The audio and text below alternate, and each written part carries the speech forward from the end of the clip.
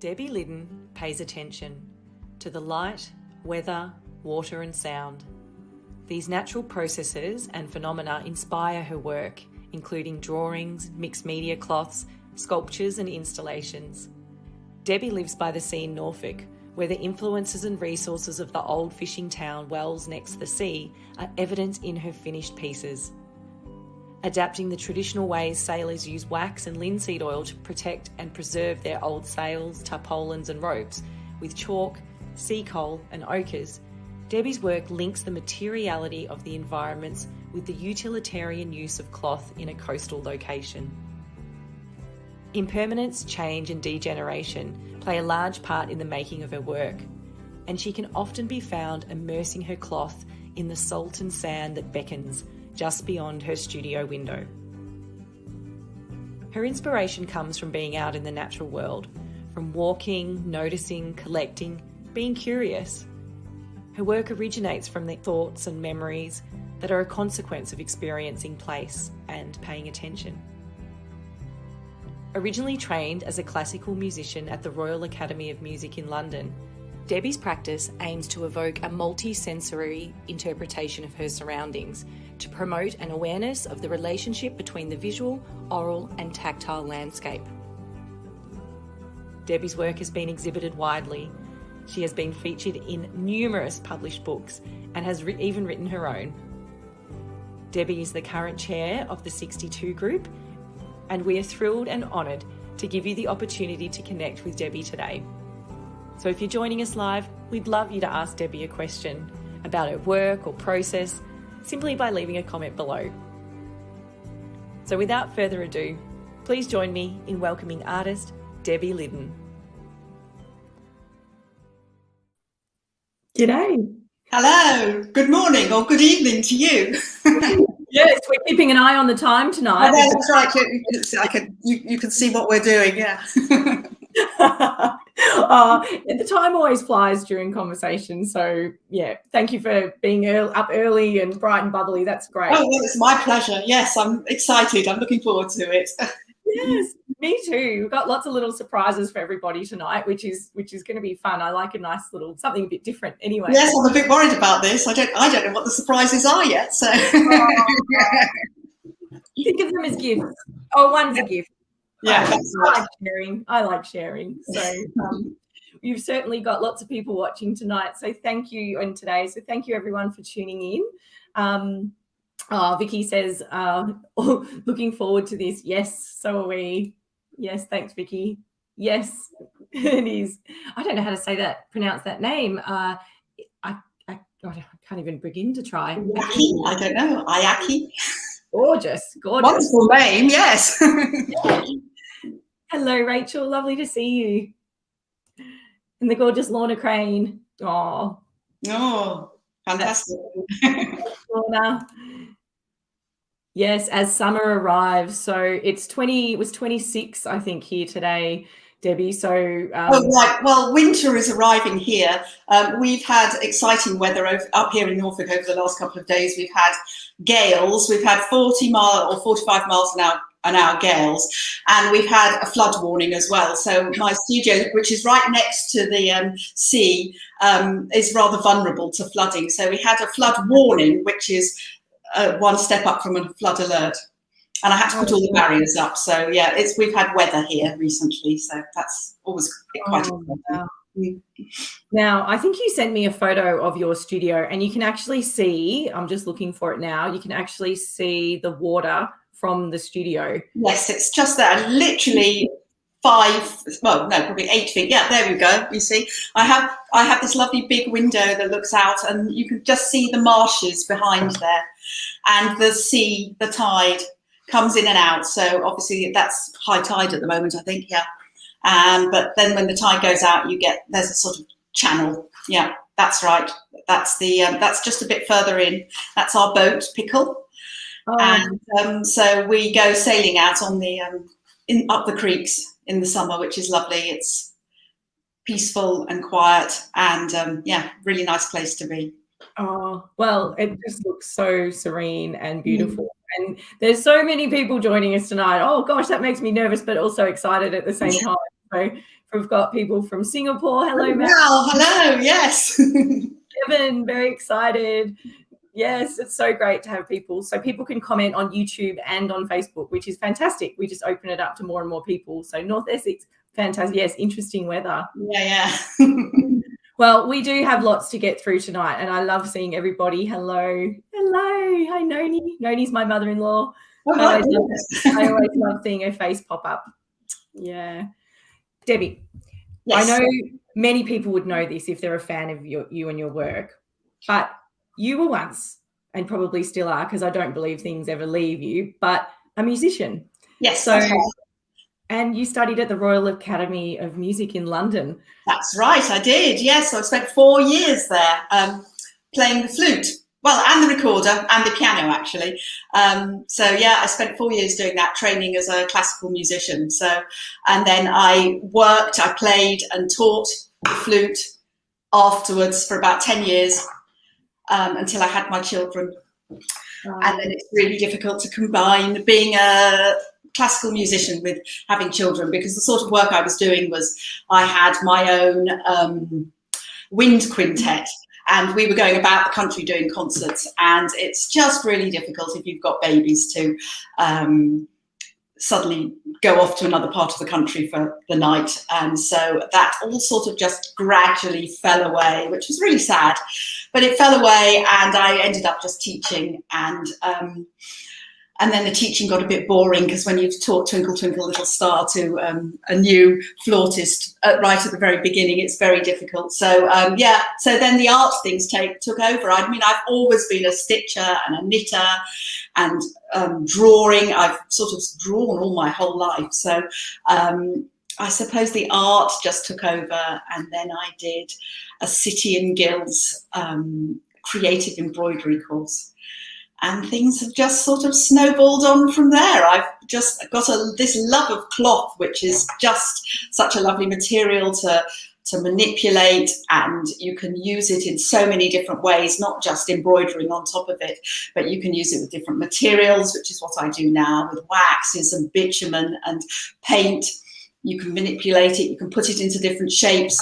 So I suppose the being a musician went away because I wasn't playing the flute so much, but my training as a musician has really stood me in good stead for being an artist, because of course when you go to a music college, what you're doing is you're learning how to listen. So if you're at an art college, I suppose you could say you're learning how to look and to observe and to see things.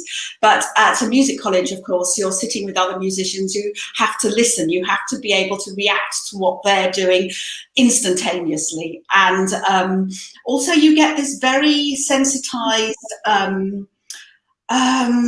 approach to sound and to music when I was there, but to sound as well, which is what I've taken with my practice, which is that I have this way of being able to see not so much colours, because I'm much of a shape and texture person, but I see shapes and textures and rhythms very much in the sounds that I hear. So when I do drawings of the sounds around me, I take this training that I've had as a musician, and I find I can hear texture, I can hear lines, I can hear shapes in the sounds that I hear, and that I bring those into, especially the drawings that I do.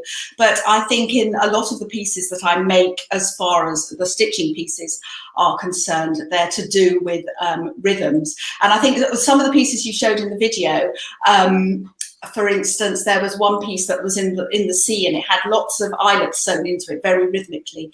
And that piece was based, that's the one, yeah, that was based on a sound, and it's called Masts and Halyards.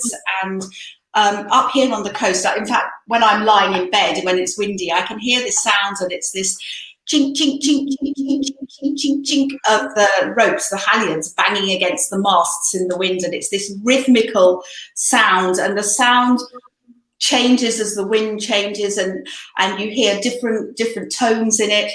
And so I took the rhythm of that sound and yes, and that's another piece as well. But that actually wasn't a sound one. That was based on the shadows on the marshes. But yeah, I find I have this need almost to insert rhythm into my work the whole time, and I suppose the rhythm comes as well from the changes in the landscape, which are also very rhythmical, and yearly, monthly, weekly.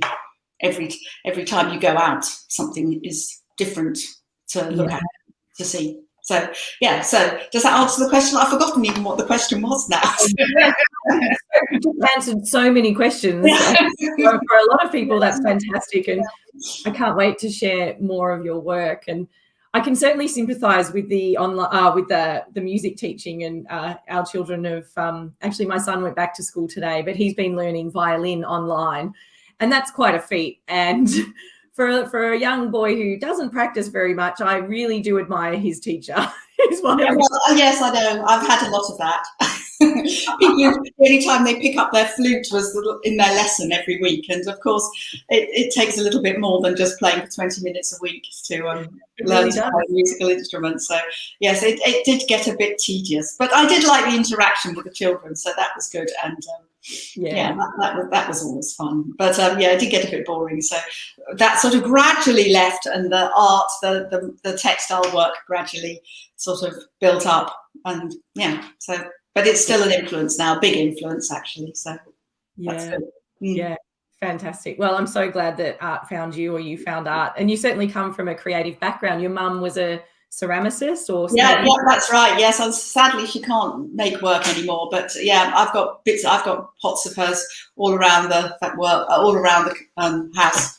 And my sister's an artist as well. In fact, she's just taking up the baton from my mum, and she's making ceramic pieces as well at the moment. So yeah, so I definitely come from a creative background, you could say. Yeah, so that's good. In what other ways is art like music? We were talking earlier before we went live about the descriptive words that we use to describe music. Yeah. What are your thoughts on that?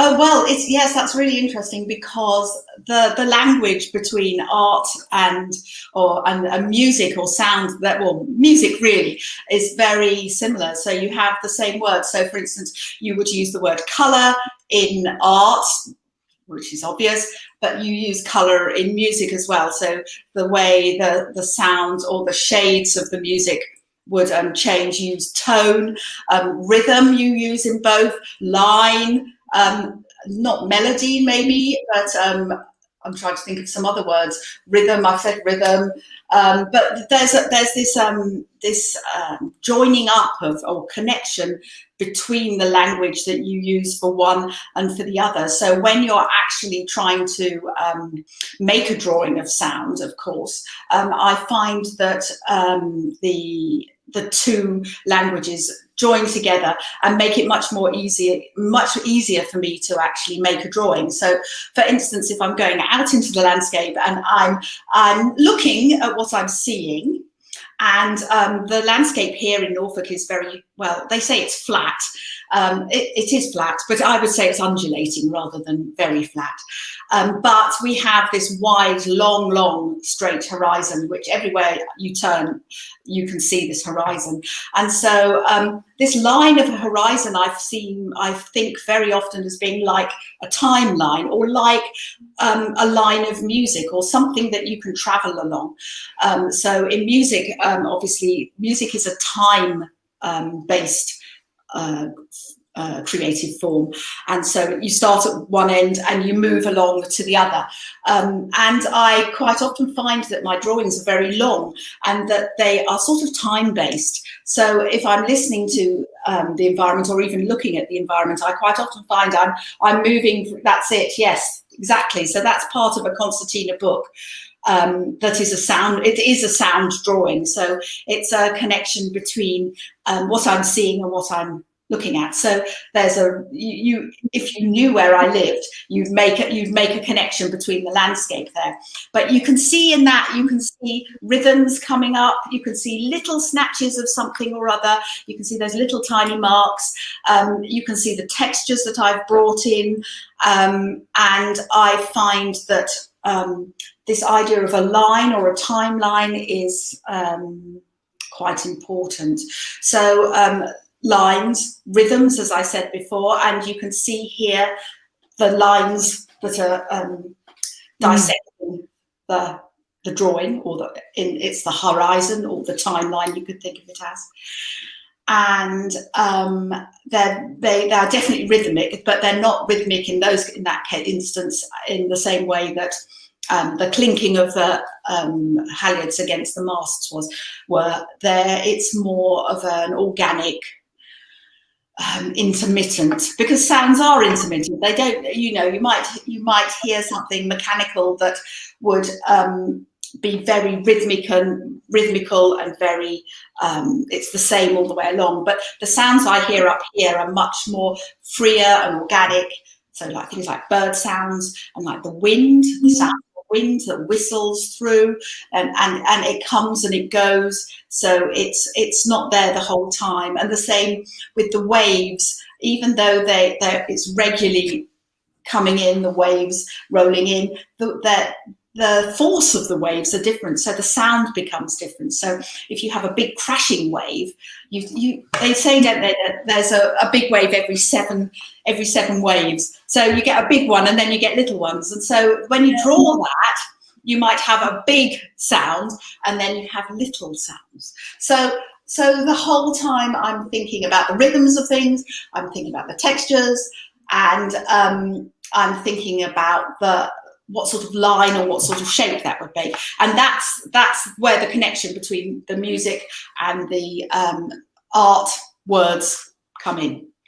Fantastic. Again, I've just chatted away and I've forgotten. I just sort of a train of thought going along. Not quite sure. My mind is buzzing. My mind is buzzing with ideas and inspiration and even more questions and just general comments as well, because I guess I've heard before that music is created in the silence in between the notes. It's not the actual notes.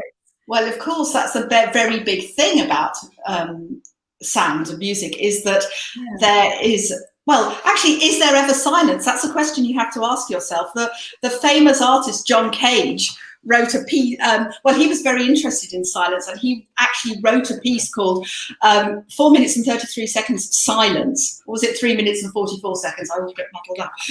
But yes, where the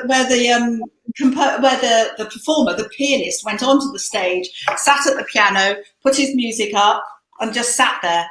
He did occasionally turn the page over. But he didn't play anything. It was just silence. And that was very interesting, because what it did was it bounced back the sound the audience were making back onto the audience. So all they could hear was people sucking a sweet or opening up a wrapper or coughing, or as the performance went on, people got more and more annoyed because they thought they were having the wool pulled over their eyes. They thought there was a joke being played on them. I think even people walked out. But he was making a really valid point, and that is that silence is as important as the actual sounds that you hear. And if you go out into the landscape, you think it's quiet. We quite often go out into the countryside, don't we? And we say, oh, it's so quiet and lovely, but it's never quiet and lovely. And in fact, quite often the country is as loud as the town, but the sounds are just different. So here we have the wind. There's the continuous sounds of seabirds, like non-stop, and the waves. And so silence is never there. So there's always some sort of texture or something happening. So silence is really, really important. Yeah. We're joined by Philip tonight. Philip always asks wonderful questions. Thank you, Philip. And he always adds big words that I can't pronounce. He says, hi, Debbie. It is great to see your work. Do you think that synesthesia is common amongst artists? And I hope I pronounced that correctly. Yeah, that's a really interesting question. Synesthesia. Yeah, so synesthesia, for those of you who don't know it, is the mixing of the senses in the mind. So, for instance, Kandinsky, the artist Kandinsky, was a really famous synesthete. And I always get muddled up whether, did he see, he heard sounds and saw colours, or did he see colours and hear sounds? I can never remember, sorry. That's dreadful, isn't it? I should have looked it up.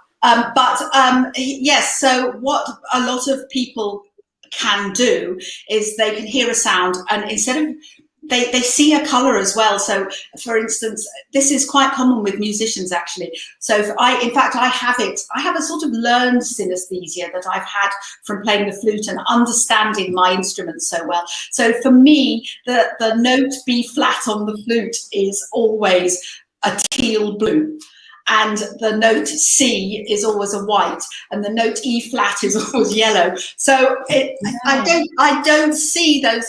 When I play a piece, I don't see lots of colours in front of me, but I just get that feeling of those particular colours.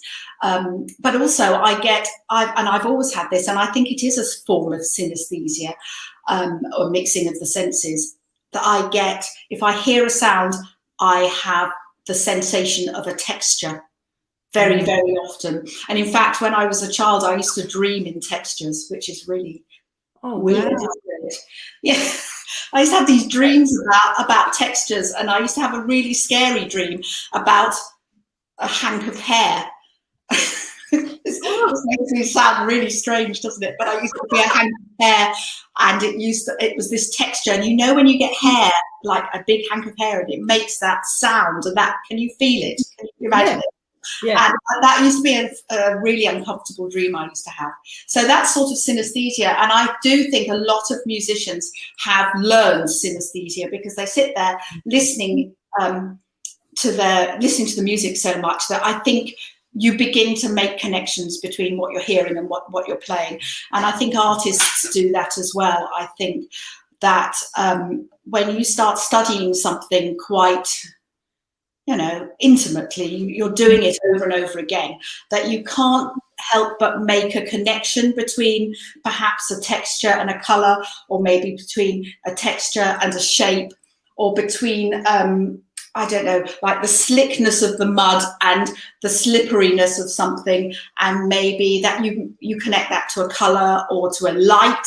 I have to say, because the mud is very slick and wet quite often, it reflects the light. So I often think of it as glass-like, smooth, even though it isn't, but it's because of this reflection.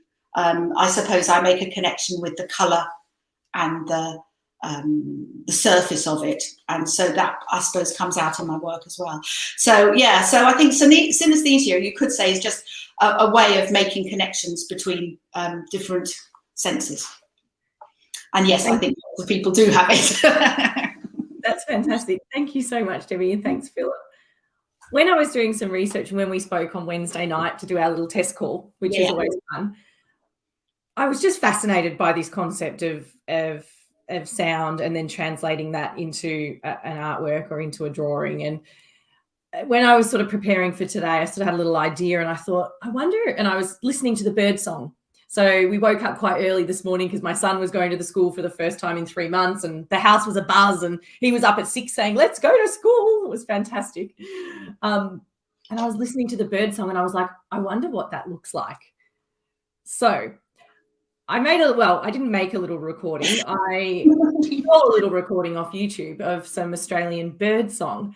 And I was wondering how you might feel about doing an impromptu drawing of the bird song if I play a little video. Well, that really puts me on the spot, but it doesn't really put me on the spot, because actually I'm all prepared with a piece of paper because you tell me about it. But I'm willing to have a go. Although I can't say it's going to be a work of art, but yes. But it'd be interesting just to talk through what I hear and what I would listen out for, because I think very often people are unaware of the sounds, or not as aware as they could be of the sounds going on around them. And I think it is quite interesting to listen and to try and make that connection between what could possibly be on the page and what you're listening with your ears, rather than looking with your eyes. So if I play it and then you'll just draw it as you listen. Yeah. Okay. All right, guys. Good luck. I might draw a little doodle as well. Yeah, go on. If anyone else has got one, they can try as well. Pencils and papers, though, I wouldn't think. I might do a little doodle as well. Let's do it. Okay. This is the Australian bush bird songs. Right. Let me have a listen.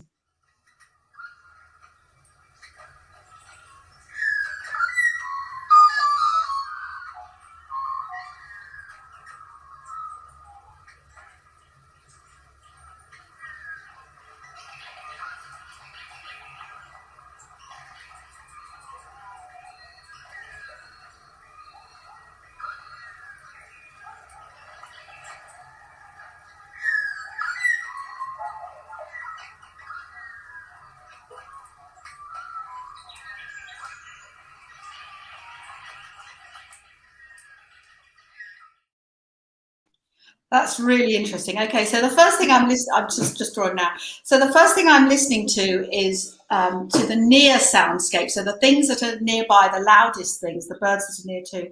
But I'm also listening to the sounds that are far away. Sorry, it's quite loud here.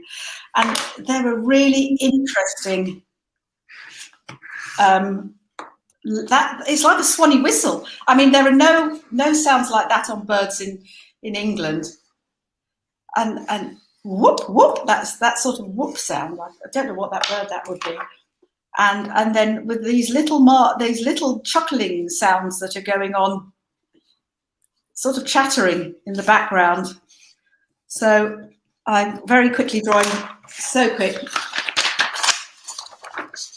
Oh. So where is it? There we go.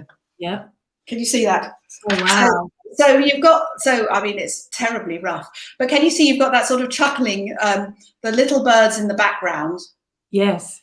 And then the bigger, louder sounds at the front. So they have this amazing, I can't even describe it. You were talking earlier about how people were using words, and I find it more difficult to use words than to use the drawings. But you know how a swanny whistle sort of goes whoop like that. Yeah. And so there was that sound where it was sort of a sliding sound, wasn't it? It sort of slides up, and it starts from loud and it gets soft.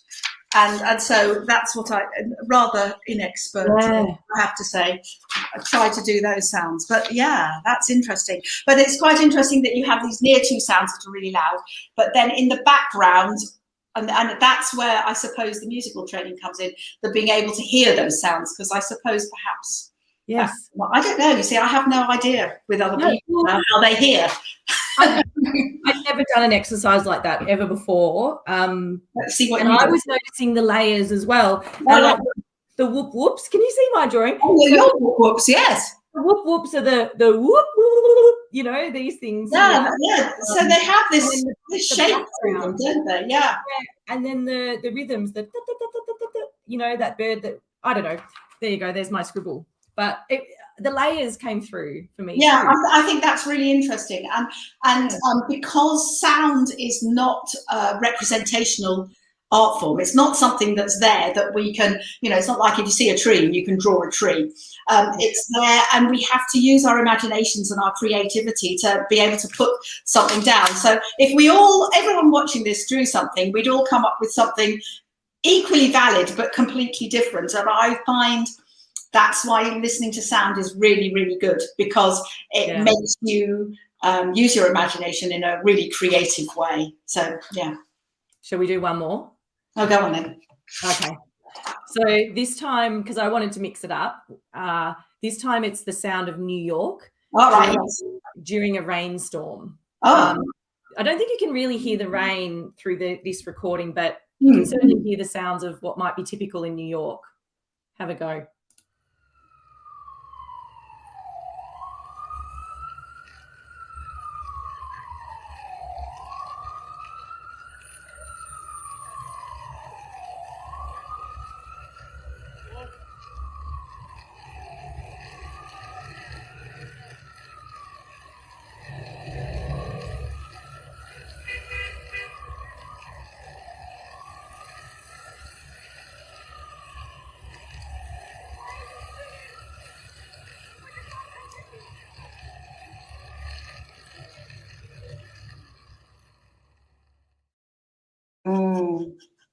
Those sirens. Constant, hey? So that was interesting, because the rain didn't sound like rain, did it? No, not really. It sounded like a crackle. Which was really interesting. I was just thinking, how am I going to do a crackle? And I've just started doing lots of lines, but actually it's not lots of lines. I'm just doing something else now quickly. Can't get on. Can I lift my page up? Yeah, so siren, obviously it's that wave-like, isn't it? Yeah. So I started doing that crackle. Oh, I can't get it up there. I started by doing lines, but it's not like that. It's more of a textured crackle. It sounded to me as if somebody doing something with a piece of paper. You know. That's all. So then you see, when you start thinking about, well, what actions would you make to make that sound? You think of that crumpling. So then I started doing this, which is sort of like a crumply sound. Yes. It's funny in my page. I'm the opposite way round to the way I should be. So when I move this way, the page is the other way. It confuses everyone. It's just a little tricky. I should have put the screen round, but never mind. Yeah. So actually, the gestures you make with sound. So it's like if you do rain, you make this little sound. So quite often, then you might just do sort of like your fingers doing. It's like a conductor. When a conductor conducts, they're gesturing the sounds to give a clue to the audience, to the players, the orchestra. So if they want little sounds, they make little gestures, and if they want big sounds, they make big gestures. So if I do a sound workshop, I say, little sounds are little gestures, and big sounds are big gestures, like this here. You see. Thank you so much for being brave and doing that live. That was incredible. That's slightly embarrassing, but never mind. Yeah. No, that was fantastic. I just loved that. So I hope everyone out there loved it as well. I want to get on to more of your work, because I know everyone's tuning in and they're itching to see more of your work and hear you talk about your work. But I'd like to share something with you, and it's an idea that I can't claim it as my idea, but I actually believe that ideas, and it comes from the book Creating Big, or Big Thinking, I think the book is called, but it talks about the wave or the train of inspiration. And if a train of inspiration comes to somebody and they don't hold on to it, or they don't realize that idea, it follows on to someone else. So the person that told me is an artist who lives in our local, and he said, I'm never going to do anything with this. I'm not a musician. I'm handing this idea to you. And I'm like, okay, great. It's been with me for years. I think I've shared it once or twice before with someone, but I want to hand it to you, and because the train of inspiration is now with you. So the idea that he had was, if a musician could create music from a landscape. And the idea was that, where we live, where our little farm is, very close to Wilson's Promontory. So if you think of Wilson's Promontory or any mountain range, and I'll pop it up, and we can even talk about your artwork. Mm-hmm. But for instance, if you were to overlay an image of a landscape onto a musical score, and you noted the notes on sort of like the peaks and troughs of the image, or maybe even the foreground, could a musical accompaniment be made from either an image or a piece of artwork by overlaying them? So you could have like the sounds of the Himalayas, literally the sounds of the Himalayas, because it's composed on the music. Does that make any sense? Yeah, I know exactly what you mean, and that's very interesting, because I did a series of drawings that were based on horizon lines, and in fact, as you were doing that, talking, I just drew the profile of the mountains. And when I was at music college, one of the exercises the teachers used to like to throw at us was they would give us a picture, not the Mona Lisa or anything like that, but something abstract, an abstract drawing, which had colours and shapes and lines on it, and they would say, play it. So my wind quintet that I started when I was at the academy and went on to play with a bit, we were given these, and we had to then play what we were given. So if I had my flute with me, which I don't, and I'm not going to do this, I could actually take this line and I could play that. I mean, I could put some notes up around that, and so that would become a melody. So that line of the what do you call it, the profile, the outline of the mountains, could be turned into a tune, basically, a melody, a line of notes that could then indicate that landscape. And interestingly enough, when you showed that, it was snowing, it had snow on it, there was a lot of texture. So then again, you can have this line going on, but underneath you could have all these textures, and you could have cold colours. There are cold sounds. There are definitely cold sounds and warm sounds. So again, we're using this shared language. And so yes, you definitely could take a landscape and turn it into a piece of music.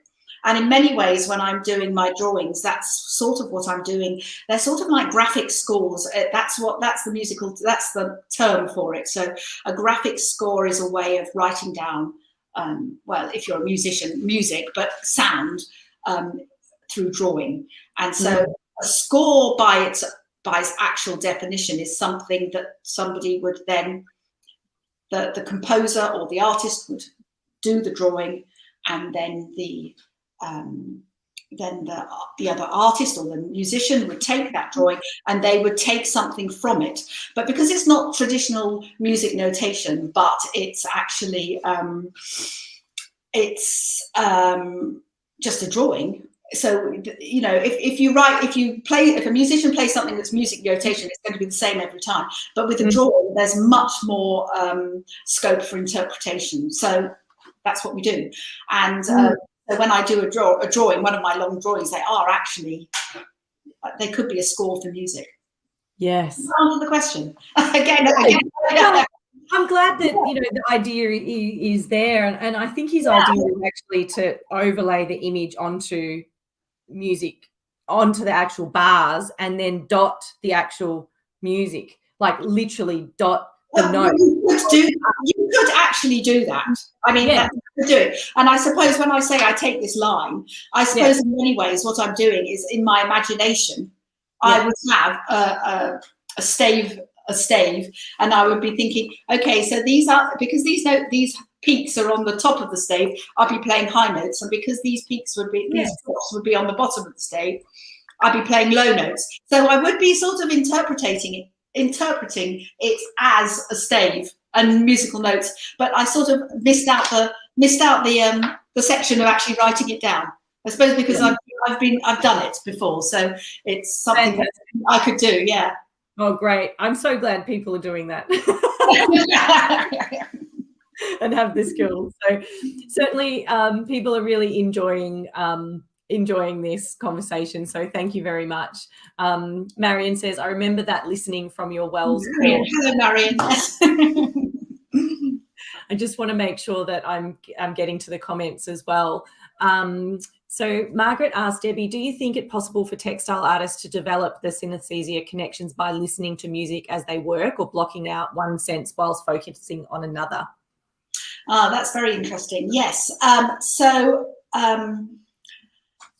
The human body works the way it works, and if you close your eyes and listen, your listening sense becomes much more heightened than your looking sense. If you close your ears and look, then you find that your looking sense becomes more. If you close your eyes and feel something, feel a pencil, or I've got a graphite stick here, feel that, you can feel it much more intensely. So by blocking out one sense, yes, you can understand another sense more. And I do think that synesthesia is a chemical thing in the body. So it's not really something that you can learn innately. It's not something that's going to be in your body. But I do think that it's practice. It's like everything else. It's like learning to play an instrument, learning to play the flute or the cello or the piano.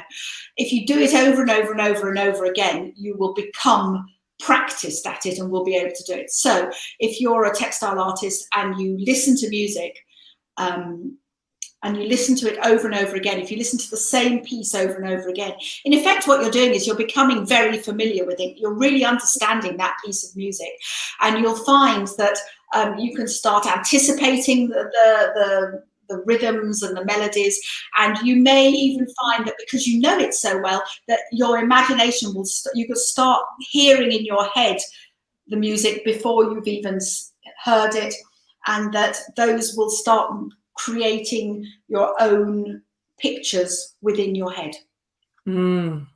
But I think it is. It's not. I suppose it's not real synesthesia because it's not something you've been born with. But I do think that you can have some sort of learned synesthesia. You can start understanding a sound. Yes. With a stitch and a cloth, because you've learnt it, because you've done it so many times that it sort of becomes in you.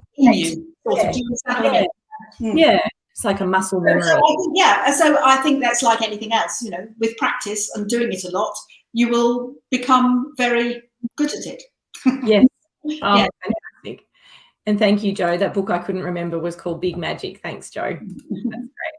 Philip asked, do you have any exercises that you can pass on to heighten different senses? Oh, that's really interesting. Okay, so not really.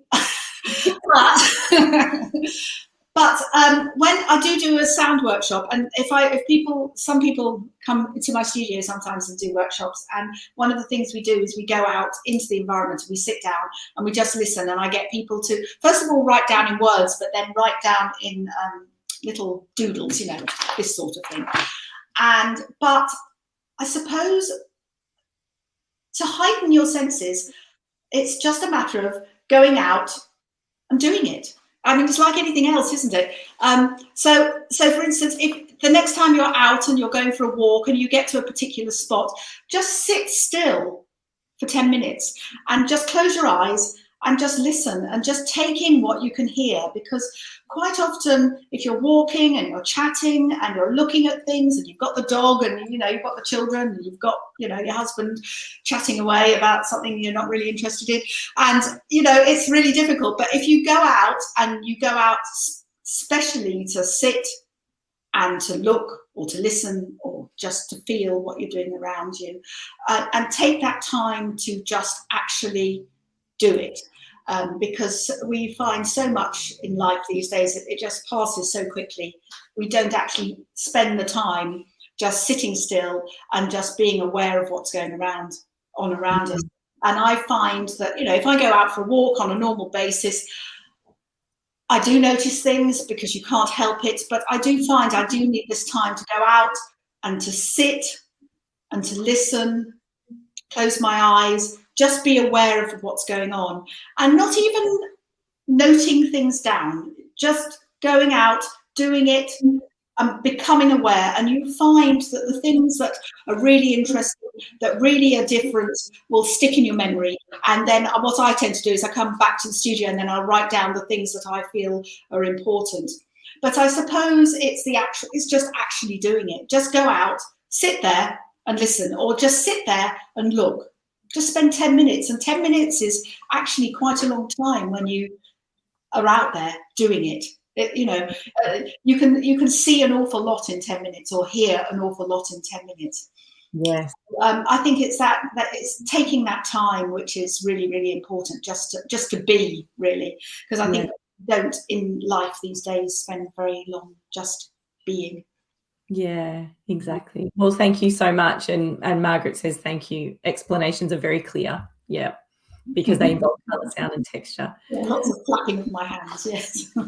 I'm quite lucky because I get to sit behind the scenes a little bit, and I have your beautiful artwork next to me. And as you're talking, and I can see the rhythm, I can see the texture, and I've really fallen in love with your ground cloth exhibition that you had and that work. And I'd love to show people a few pieces from that series, if you wouldn't mind. One of the things that I just loved was the fact that you create your own color from the environment. Oh, that just speaks to my heart, and I'm sure many people's hearts out there. I've currently been doing a lot of work with tree sap and the different colors that the sap makes from different trees. And it's, whenever I go walking, my husband's like, where is she? Oh, she's picking away at a tree. Yeah, my husband has that as well. Yeah, here I come with another load of chalk, you know. That's right. Yeah. But this piece here, you know, it's just divine, and the colours. Can you talk us a little bit about the ground cloth series and how you create your colour? Okay, so I was trying to make this direct connection between the landscape that I live in and the pieces of work that I'm making. So because I'm on the coast, a lot of my cloths reference tarpaulins and sails and things like that. So the actual shape, the actual form of the piece come from old bits of cloth, tarpaulin, protective cloths that are around the environment I'm in. And this particular one, all these little holes in the cloth come from reef points on a sail. So when it's very windy up with a sail, sometimes you want to make the sail smaller, so that there's a smaller surface area of sail. So you roll up the sail, and then you have these reef points that you tie, which have little ropes coming through holes, and you tie it up with a reef knot, which to make the sail smaller. So that's just the shape of it. But I wanted to make a connection between the actual landscape, so the actual stuff the land is made up of.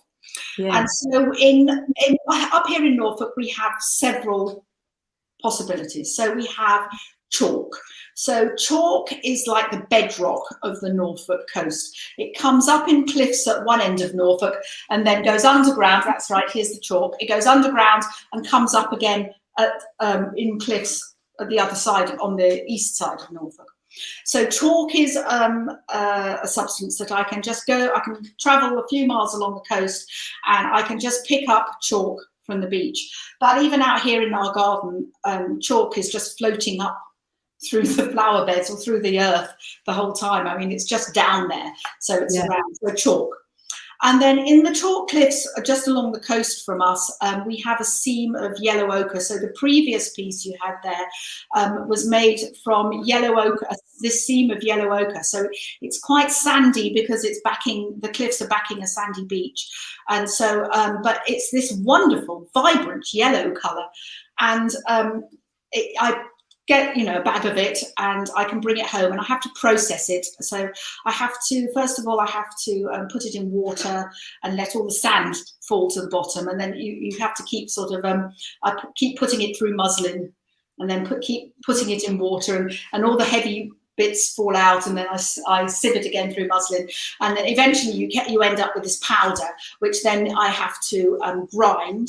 And I have a glass, a flat glass thing called a muller, which you can grind. Well, it's not really for grinding, but it's for smoothing out the pigment. So I can grind that up.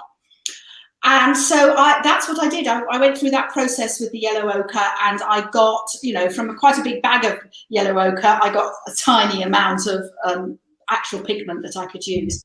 Yeah. And then, again, referencing the sails and tarpaulins that we use traditionally up on the coast, I mixed it up. So paint is just a pigment mixed with some sort of with a substance to a medium to hold the paint and to keep it in. And so I mixed it with linseed oil and wax, beeswax, which is the traditional dressing of sails because it waterproofs them. So with all of these cloths, so this one's chalk, this one's chalk as well, yellow ochre. I can also get clay. There's a place just on the coast here called Cley, next to the sea, and Cley is spelled C-L-E-Y, and it's a corruption of clay. And when you're on the beach there, not always, because the beach, the shingle on the beach gets washed around, but sometimes you can go down there and this red terracotta earth comes up. And oh, my computer's doing funny things. Yes, the red earth comes up, and so I have four colours. I have white from chalk, yellow from yellow ochre, red from the red clay, and black from sea coal. So we get sea coal. That's this one here. Yes. So sea coal is just like normal coal, but it's been developed under. It's happened under the sea rather than in the under the land, and so that was ground sea coal. I probably won't use sea coal again because that was terrible to process. I mean, I looked like a miner at the end of it because I was crushing. I had a big mask on and I sort of like had panda eyes at the end. Probably not very good for you to use. So, health and safety, probably not a good thing. But again, so with all of those cloths, I was referencing the sails and tarpaulins from the coast using beeswax and linseed oil, which I mixed together to make this dressing. And on the whole, what I was doing is rubbing the pigment into the cloth and then putting the dressing on top to sort of set it in place, really. But ground cloths, because I like the pun. It's it's pigment from the ground, but I've also ground it up. So yes. I like it. Yeah. So I really like those. But funnily enough, just yesterday I took those all out again, all the old samples, and I was looking at them because I've had this idea, and I'm sort of playing around with at the moment, which is when you go down onto the beach and the sea sort of sorts the sand granules into different patterns. So you've got the smaller sand granules are at the bottom and the larger ones are at the top. And as the waves come in and go out again, it somehow it moves all the sand into different shapes. And I found that the other day and I was thinking, these are real landscapes. And so I was trying to think how I could do that again. And I have to say, I was going back to thinking about sea coal, but I probably won't use sea coal this time because it's, as I say, it's a bit hard to process. So I might use charcoal instead. But yeah, trying to think of a way of getting the action of the waves and moving those natural pigments around to create these marks. Yeah. And it makes this wonderful connection between where I am and what I'm doing. So there's a connection between here, the ground beneath my feet, and I suppose the history of the of what went on the coast up here with, you know, the way sailors used to use cloths and what have you. I mean, we have lots of red sails. Our boat, Pickle, has a red sail, and that's traditionally because they used to use different earths, ochres from around, and they used to mix it up, and so this, and the color of the earth around here is very red. It's got a lot of iron in it. There you have these terracotta-y coloured sails. So it's, you know, I'm only doing what other people have done before, but sort of doing it in a slightly different way. Yeah, I love that. That makes it contemporary. Well, yeah, that's, you know, I suppose it's all this standing on the shoulders of giants thing, you know, we just build on what's gone on before and use your imagination and come up with something new, hopefully. Yes. Yeah. I love your piece Day Moon as well. And when you were talking about, and there's also the night walking one as well, but I'd love to show people that. And when you were talking about your rhythm and the, you know, the repetition of lines, it's just absolutely beautiful. Yeah, well, so this is a case of sound and actual what I'm looking at coming into play. So we have the marshes, and you have the reflection of the marshes on the water, which is what I've tried to depict there. But you also have the rhythm of the day and the night, which also I think about these the pull threads, the bits that are the sort of, you know, the open holy bits are pulled of, yeah, it doesn't show, yes, that's right, the bits. So I pull out the weft threads, and on the other bit I've actually painted them, and they sort of clump together and they create this wonderful rhythmical feeling to it. So in many ways that there's sound in there as well. But this comes from a series of work that I made just before the, you know, COVID thing, and I was going to have an exhibition of it last year, and then it didn't happen, and it may not happen in the same gallery. Well, it probably won't actually. But this is Beetlejuice, and they were all to do with things I've noticed as I've been out for a walk. So I hadn't taken a sketchbook or anything like that. I'd just gone out, I'd been for a walk, and I'd noticed things. So we've been out on this one walking, and the night sky, which is going to be different to your night sky.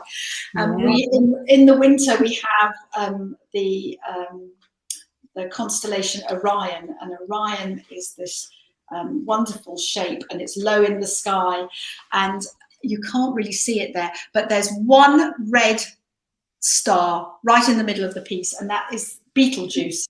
It's the red star, and so I wanted to make because I'm sort of quite a curious sort of person. I'm not very good at stars. I didn't know them, so I had to go back home and get a book on what the stars are. So that the next time I went out, I knew, oh, that's Betelgeuse, that's Cassiopeia, that's the Pleiades. So I can recognise some of the most basic ones now. And so I made this piece, Betelgeuse, and so the Betelgeuse is the one red star. So that's the only one that I've I've rusted. So all the other ones, so all the other little eyelets and stitches are not rusted, but that one is. And it just came from just a walk and the memory of the walk. And so the whole body of work that I made, there were about 6 or 7 pieces of work, all came from ideas, and they were things that I'd noticed. And then when I got back, I wrote them down. And as I started writing them down, you start thinking, oh, what words shall I use for this? And is this the right word?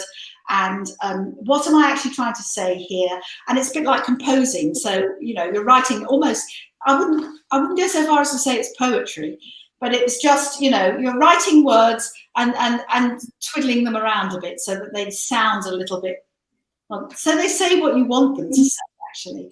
And so I'd written these, so alongside each of the pieces of work are the words that go with the piece of work. So the whole body of work comprises a piece of a cloth. So that one is about 1 meter by 1 meter. No, actually, 1 meter by 1.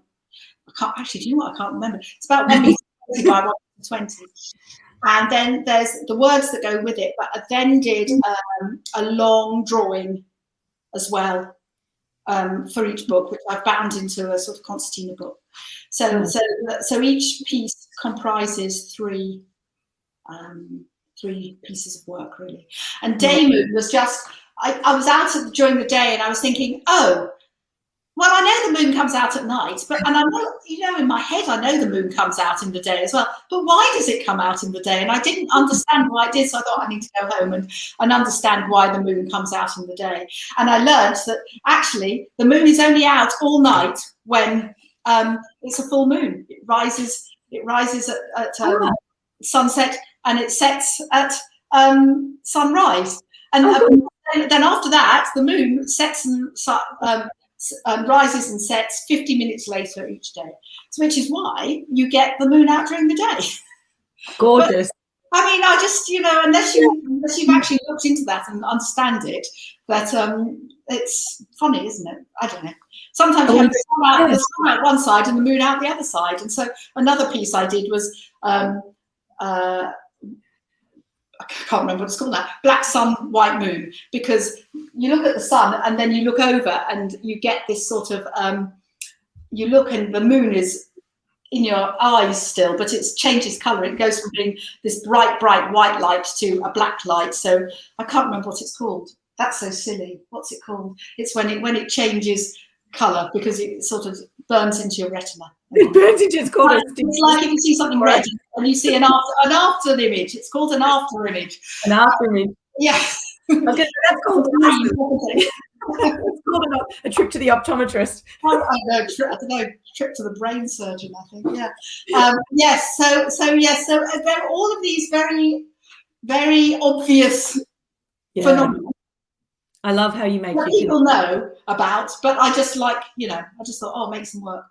And I didn't make and so during lockdown I made a book. I thought, I'm not having an exhibition, so I'll make a book. So I did a book. But unfortunately I haven't been able to have it reprinted, but hopefully they'll be back in stock in 2 weeks' time. So I had an email from a beautiful lady today and she goes, oh, I can't wait, but I hope that Debbie hasn't written a book because I'm broke from buying all the books that we mentioned on our Friday talks. Well, the trouble is, sending them to Australia costs almost as much as the book cost. I mean, that's the unfortunate thing as well. Yeah. Well, we've popped a link up to your big cartel store, and well, they will be around in a couple of weeks. If anybody's interested, but yeah. Do you have metal or fibre former for the grommets in your pieces? Oh right, no, I make them myself.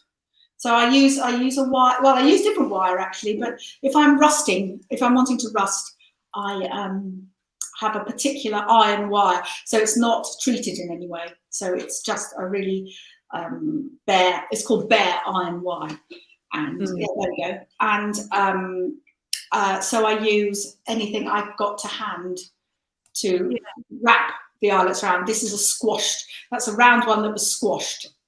So so I form them myself. These ones, So wrap it around a paintbrush, around a bottle, whatever. Yeah, so I just make it, I wrap them around myself, because then I can make them the size I want them to be. And because I'm making them out of this iron wire, when I dunk them in the sea, or salt, the previous one had salt, I've made my own salt solution to grow the salt crystals, which of course is another material that comes directly from the landscape. Yeah, so yeah, I find I have more flexibility if I make my own. We did have a question about salt. So Eva joined us. She's joined in a bit later, so she wanted to make sure she didn't miss out on it, and we've kept it to the end. But would you like to talk about the salt in your work and some of your vessels that are just amazing? And I'd love to hear about how vessels are important to your work and the concept. Oh, right. Okay. First of all, we've been going an hour though, so if I can tell. Okay, I'll be quick. Yeah, sorry. Yeah. Only if you're okay. I'm happy to keep going. No, I'm fine, but I don't want other people to feel I'm wrong. So salt. So when I was doing my MA, which was quite a lot, it was 10 years ago now, can't believe that. I was casting around for materials that I could use to describe the landscape. And so I'd noticed that when I go into the water with my blue sailing trousers, that around the bottoms, you get this lovely salty rime. So because they're old working trousers, I'm in and out of the water the whole time. And so the salt water dries, and then it gets wet again, and it dries and gets wet. And I was finding that I was getting this wonderful salt rime around the bottom of my trousers. And I thought, this is fantastic, wonderful marks. This is exactly what I'm looking for. So I started throwing bits of cloth into the sea. And, it's just typical that when you try and do something, it just doesn't work. And by just dipping the cloth in the sea and letting it dry, dipping it, letting it dry, I don't know why it didn't work, but it didn't work. And, or not in the way I wanted it to, or I couldn't, couldn't make it do what I wanted it to do. So I decided what I would start doing was I would start making my own salt solution, because I thought I might have a bit more control over what I was doing there. So I would get some just normal table salt and put it in the water, warmish water, and just let it dissolve. And then I started making, well, first of all, I was just screwing up bits of cloth or folding them up and putting them in and let the water evaporate. And I found that the salt crystals would start forming. As the water evaporates and dries out, the salt crystals start reforming exactly like that. So with these ones, these are little pots. They're like little mini flutes. So I have this connection with tubes, because they're all pots. They're all flutes. They're all, they're all like little mini. They have the opportunity of making sounds. So when I see these, I don't necessarily see what you see, but I can hear the sounds that they might be making. Because of course, if you have a smaller pot, it has a higher sound. And if you have a bigger pot, it has a lower sound. So for me, this is like a little snatch of sound, because there are all sorts of different sounds going on in that. To me, my weird way of thinking about things. But the reason I make pipes or tubes is because they are very much connected to my playing the flute and the possibility for the sounds. Yeah, this is a piece I made where I made 60 of these, all different sizes, from about 55 centimeters down to about maybe 15 centimeters. That's right. Yeah.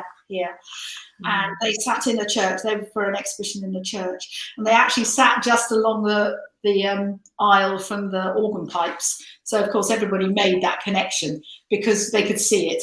But normally, I think if there isn't an organ just round the corner from where your work is, people wouldn't necessarily make that sound connection.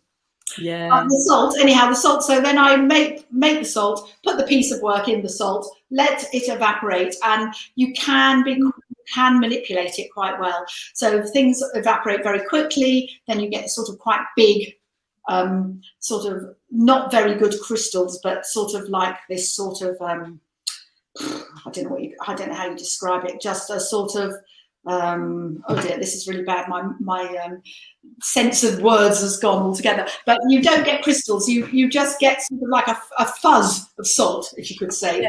Okay. But then if you let the water evaporate really slowly over a very long period of time, you get these wonderful, and you get the square crystals growing on it. And I think if you look at this piece here, I made this one during lockdown, you can actually see some of the crystals on it as well, actual square crystals, which is wonderful. Wow. The other thing about salt, of course, is it's very corrosive. So all the pieces with salt will eventually disintegrate altogether. So the wire will disintegrate, but the actual cloth will start disintegrating as well. But that I use that material because that's what I want it to do, because it's the same as if you leave pieces of work out in the environment, they will, especially cloth, will eventually change.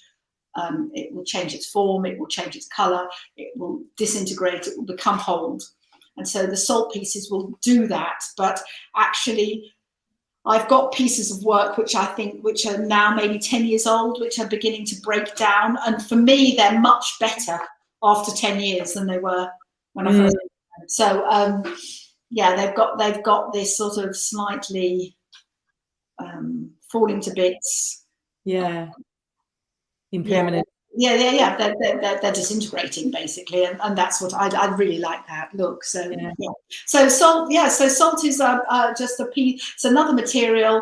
I like what it does. I like the corrosiveness of it, which is quite strange because of course we salt food and it preserves it rather than corrodes it. So you've got this funny juxtaposition. Yeah. So that's salt for you, really. Yeah. Do you have to sort of have a bit of a disclaimer on any work that you sell in regards to the light? Yes. So whenever I sell a piece of salt work, I always have to say, if it falls to pieces so much that you really hate it and it doesn't, it's just like 3 dirty little rusty rings with a load of salt crystals just sprinkled on the bottom, I do say I'll make you another piece if I'm still alive. That's gorgeous. Yeah, but I have to make it clear that the piece will change and it will do something different, but that is part of it. And in my opinion, it's better when it's done that.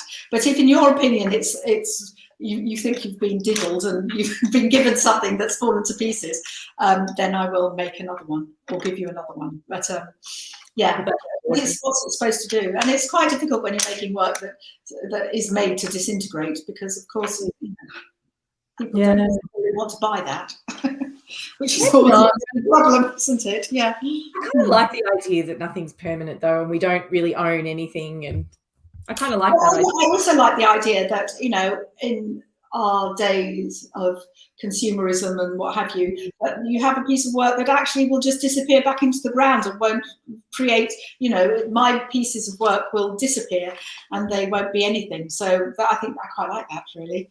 But you can just dig them back in and it'll be part of the world again. And I quite like that. Yeah. Well, B says that's totally the beauty of your work, Debbie. So yes, and Eva says thank you very much as well for answering that or explaining about the salt. That's amazing. Philip, have you tried tumbling cloth amongst beach pebbles as another form of erosion? That's how they do stonewashed jeans. Yeah, exactly. That's exactly what they do. Yes. Oh, yes, I do actually. Yeah, that's another thing I do. It's not even necessarily stonewash, but I do paint my cloth rather than dye it. And I very often, a few days after I've painted it, put it in the sea.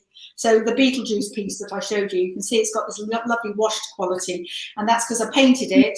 And then I put it in the sea, in the waves, and it sort of tumbles it. And you can see it. It washes some of the colour out, and you get this lovely sort of faded bits in areas. I mean, you can't manipulate it in any way, but by putting it in the sea, some of the colour does wash out. And indeed, if I put it, take it down to a stony beach, it gets a more vigorous tumble than if I just put it up here on just down the road from me where it's sandy, where it's a gentle tumble there. How long do you leave them in the sea for, your pieces? Do you stand guard?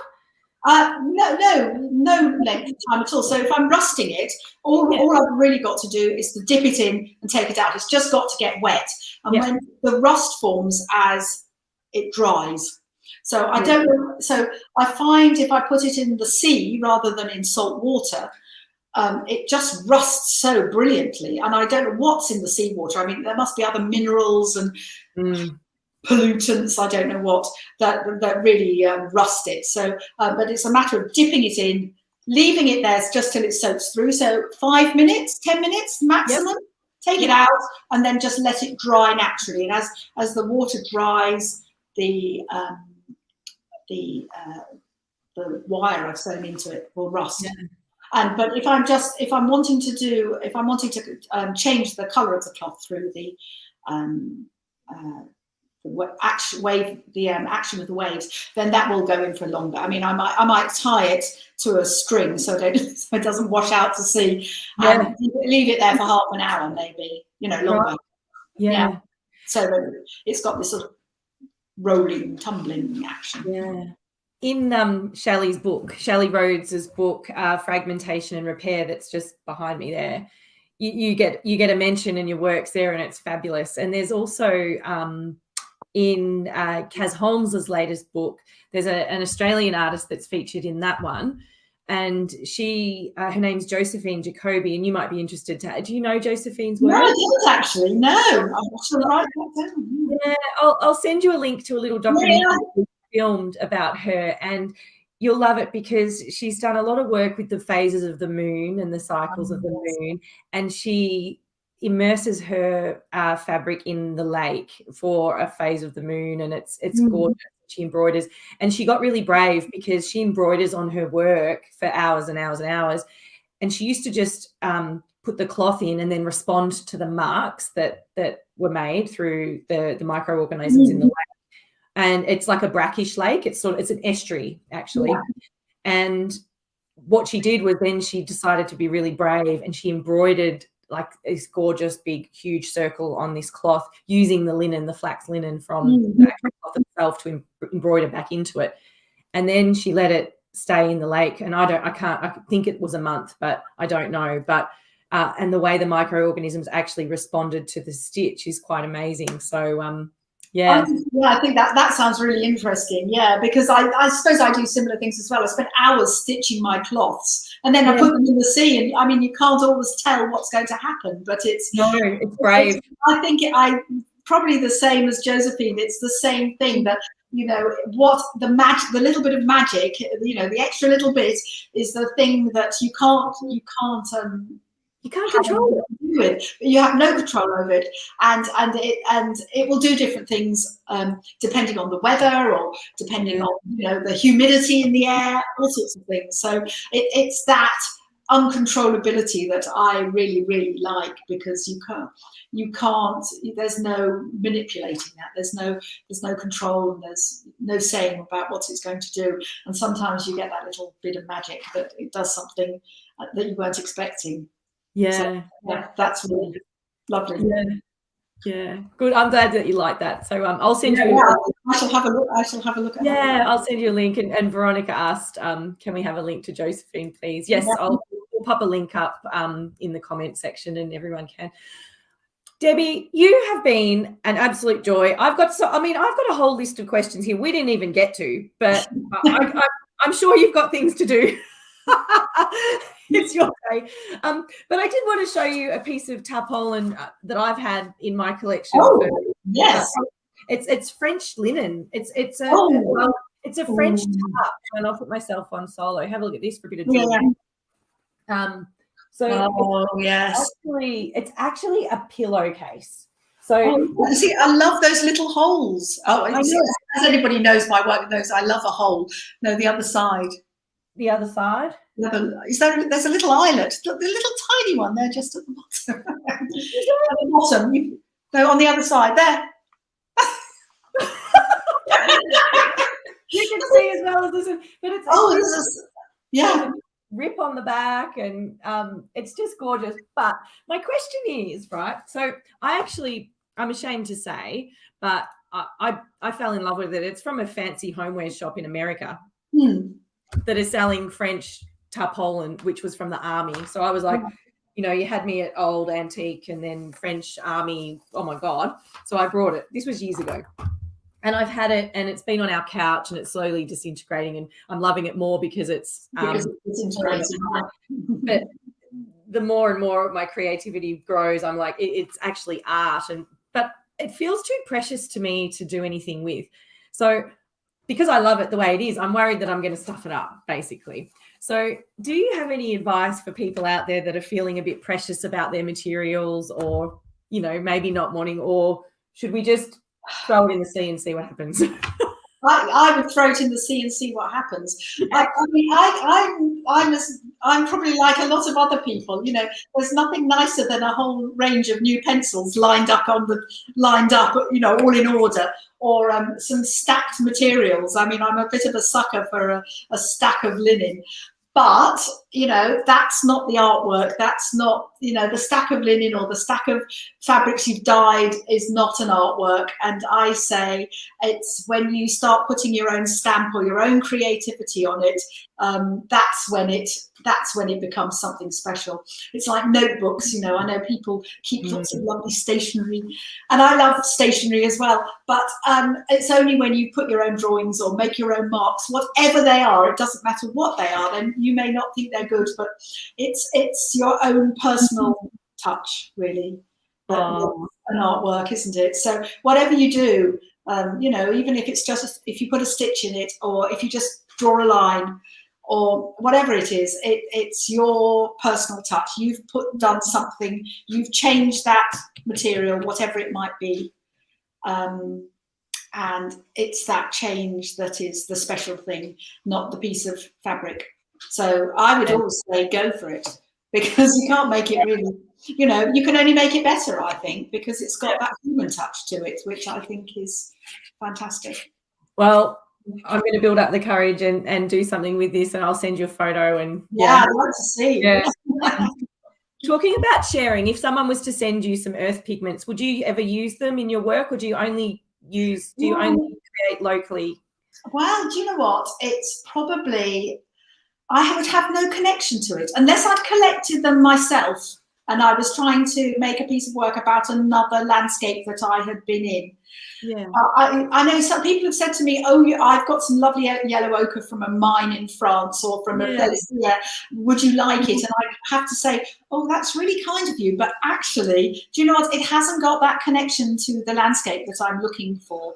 I mean, for me, the fact that I've been down to the beach and collected the yellow pigment myself, or collected the chalk myself and ground it up, and it's part of where I am, really. It's part of the place that I'm tramping about every day. That, I think that's the important thing, really. Yeah, I thought you might say that. Yeah, that's gorgeous. Well, if you ever come to Australia, we can take you to some pretty awesome ochre mines, and not ancient ones, and you can collect some gorgeous colours. Noni, my mother-in-law, has moved up to Castlemaine, and there's a gorgeous it's an old brickworks actually, where they used to make colour bricks from the earth, and it's quite a little find up there. But we've also got lots of ochre in the mines here in Warrandyte, where we live. Yeah, I bet. I'm quite often scratching around, and they go, "You're looking for gold?" I go, "No, I'm looking for colour." I'm just looking for a pigment. I know. You just think of these mad artists. What are they doing? I know. Picking tree sap and scratching at the dirt. Yeah, throwing cloths in the sea. What are you doing? Doesn't matter. Yeah, exactly. Well, it's been a mad, glorious conversation, Debbie. I'm so thrilled to have this connection with you and to be able to talk with you. And your energy is just infectious. Just thank you so much. Well, thank you for having me. It's been lovely. I've really enjoyed it. It's been a really good conversation. Yeah. Fantastic. Well, please pop your comments and please say thank you to Debbie and show your gratitude to Debbie as well. She's been overly generous, as all our Friday feature artists are. They're just, what an incredible bunch you guys are. I tell you, I feel very blessed every day to be able to work and talk to you guys. So thank you so much. Before we go, Debbie, just one last question for you, and then I'll play a little slideshow to exit. What are you most proud of in your artwork? Oh, yeah. That's a really that's a really difficult question. My typical Britishness suddenly kicks in, and I can't say. Oh, I'm so embarrassed. Okay, what am I most proud about? I suppose I really Do you know, I just can't tell. I don't know. Terrible. This is the one question I really can't answer. What am I most proud about? I suppose I should say I'm proud of everything that I do. I suppose I'm proud that I've taken a second career and I've done something for the second time, and that at my age I've managed to do something and show enough enthusiasm and energy to make it work. Although I don't really actually think I thought about making it work, it sort of just happened. I certainly enjoy it. I think rather than saying what I'm proud of, I would certainly say I found something in life that I really, really enjoy and that I will probably never stop doing. I mean, I hope I'll be making work right until, you know, the moment I drop dead, because it's something that I passionately enjoy doing. And this just creativity and getting materials and making something new out of them, I suppose is that gives me a huge amount of joy, and it makes me tick over, really. It makes me get up every morning to do it, because I just have this love of making things, and you know, the satisfaction that it gives you when you've got something in front of you that has never been there before. So I don't know whether I would say I'm proud of it, because I find that difficult, actually, but I certainly enjoy it. It's certainly what makes me tick, and it's certainly something that I will never stop doing. So well, your love and joy for it is radiating across the world tonight, so thank you so much, Debbie. Well, thank you. Yes, it's been lovely. Hang on the line and I'll play a slideshow and I'll say a quick goodbye offline, but everybody else, thank you so much for joining in. It's been a pleasure. Bye. Yeah.